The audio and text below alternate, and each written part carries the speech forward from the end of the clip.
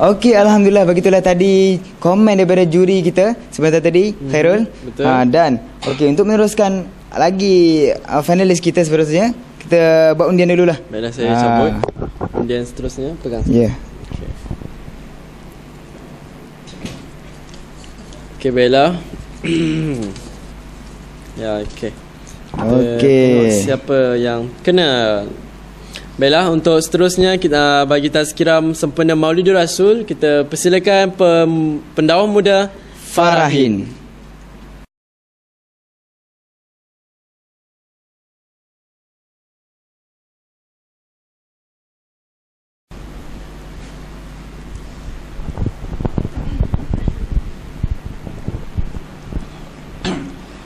Bismillahirrahmanirrahim. Alhamdulillahi rabbil alamin, wassalatu wassalamu ala asyrafil anbiya'i wal mursalin wa ala alihi washabihi ajma'in. Subhanaka la ilma lana illa ma 'allamtana innaka antal alimul hakim wa la haula wa la quwwata illa billahil aliyyil azim. Amma ba'd. Assalamualaikum warahmatullahi taala wabarakatuh dan selamat malam. Alhamdulillah, kita bersyukur kehadrat Ilahi. Pada malam ini anda selaku penonton bagi Akademi Pendakwah Muda bersama dengan saya, Pendakwah Muda Farahin, akan menyampaikan sedikit tazkirah, iaitu cinta teragung. Baiklah, sempena Maulidur Rasul, semua orang menyambut Maulidur Rasul. Kita melihat di negara kita sendiri, iaitu negara Malaysia, kita menyambut sambutan Maulidur Rasul peringkat Malaysia, peringkat kebangsaan. Kita sambut Maulidur Rasul di peringkat sekolah. Kita sambut Maulidur Rasul dengan pelbagai cara, pelbagai kaedah dan keadaan. Tapi kita lupa bahawasanya pada tarikh itu juga Rasulullah sallallahu alaihi wasallam meninggalkan umat manusia pada waktu tarikh yang sama, iaitu 12 Rabiul Awal.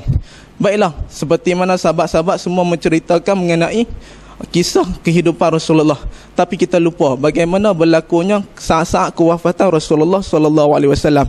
Baiklah, ketika mana Rasulullah sallallahu alaihi wasallam menyampaikan khutbah yang terakhir, iaitu pada berlakunya waktu Haji Wida.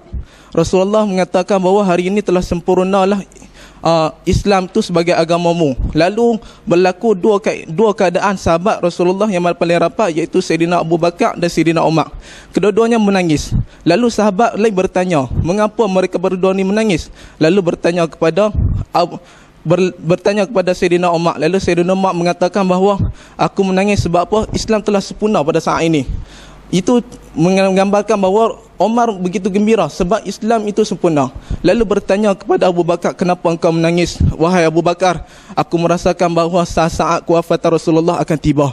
Lalu semua umat seketika itu yang berada bersama Rasulullah menangis juga. Berlakulah kisah ketika mana Rasulullah sallallahu alaihi wasallam tidak mampu mengimamkan sembahyang subuh. Lalu pada waktu itu dinaikkan Abu Bakar menjadi imam. Ketika Abu Bakar menjadi imam kepada umat Islam pada ketika itu, Rasulullah sallallahu alaihi wasallam tersedar daripada tidurnya, lalu dia tengok jemaah sedang mendirikan solat. Sebelum Abu Bakar nak mengangkat takbir, Allahumma salli ala sayyidina Muhammad, Rasulullah terjaga lalu memberi senyuman kepada Abu Bakar. Bila Abu Bakar melihat keadaan itu, Abu Bakar berkanjak daripada imam tu memberi laluan kepada Rasulullah untuk mengimamkan. Tapi Rasulullah kata menunjukkan syarat, teruskan untuk Abu Bakar mengimamkan solat tu. Sehinggalah Rasulullah terbaring semula lalu tertidur. Ketika Abu Bakar mengimamkan solat subuh itu, berlakulah satu kisah yang mana kisah yang amat menyedihkan. Ketika berada di dalam rumah Rasulullah sallallahu alaihi wasallam, pada pagi itu ketika Rasulullah sedang tidur, lalu berlakulah satu peristiwa yang mana datangnya satu manusia ke hadapan pintu Rasulullah, lalu ketuk pintu, lalu memberi salam. Ketika itu anaknya Fatimah menjawab salam, lalu dia berkata, kalau nak berjumpa dengan ayahanda Rasulullah sedang sakit, sedang tidur. Lalu bila perbualan itu terdengar kepada Rasulullah terjaga. Lalu Rasulullah bertanya kepada Fatimah, wahai Fatimah, siapakah gelangan yang berada di hadapan itu? Lalu Fatimah kata, wahai ayahanda, orang ini aku tak pernah melihat. Lalu Rasulullah kata kepada Fatimah, wahai Fatimah, itulah malaikatul maut. Bila Fatimah mendengar tu, Fatimah pun menangis.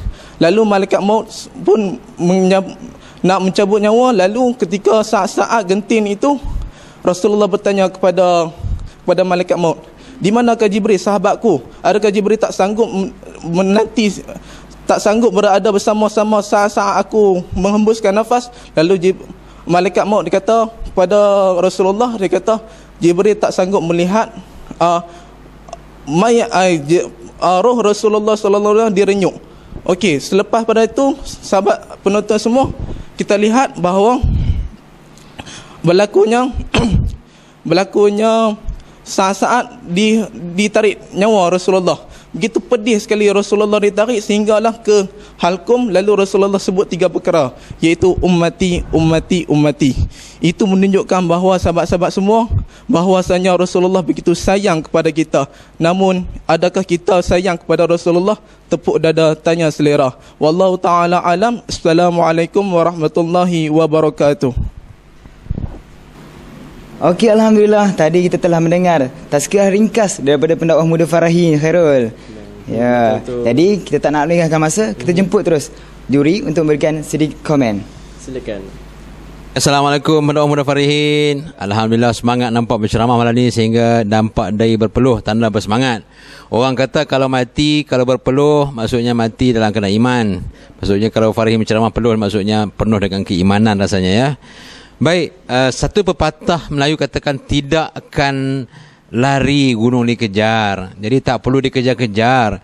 Ilmu, input, cerita banyak ada dalam dada Farahin. Saya tahu di Insania siapa yang tak kenal Farahin. Farahin ialah ketua fasilitator Insania, merupakan trainer, merupakan ketua semua fasilitator.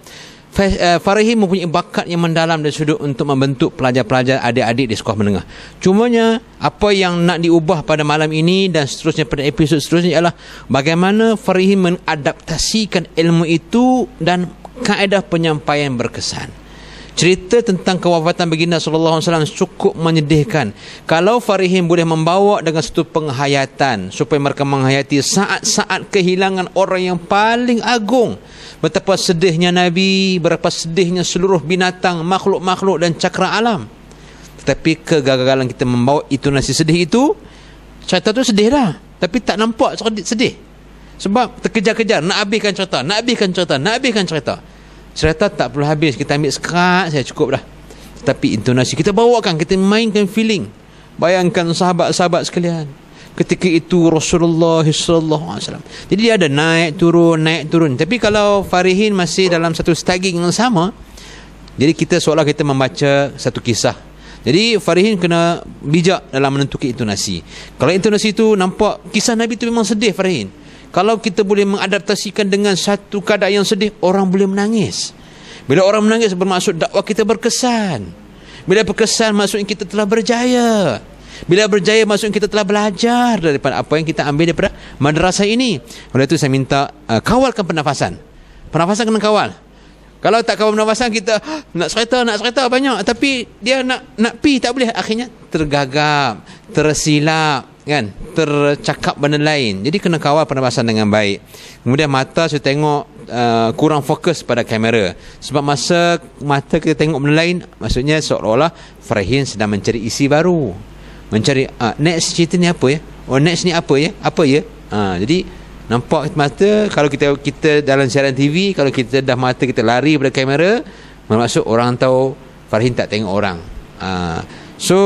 Farahin mempunyai suara yang baik, tetapi kena kawal pernafasan, kena berikan masa, kena sabar bercerita, kena berikan peluang berintonasi, memek muka dan tangan itu kena tambahkan lagi. InsyaAllah saya yakin Farahin boleh hebat masa depan, insyaAllah. Terima kasih Farahin, jumpa lagi insyaAllah. Assalamualaikum. Begitulah tadi komen dan juga kritikan yang telah disampaikan oleh Ustaz Azki terhadap tazkirah ringkas yang telah disampaikan oleh pendakwah muda Farahin. Baiklah Syafiq, sebelum kita meneruskan dengan peserta yang seterusnya, rasanya elok kita berehat seketika dengan iklan ini. Jangan ke mana-mana.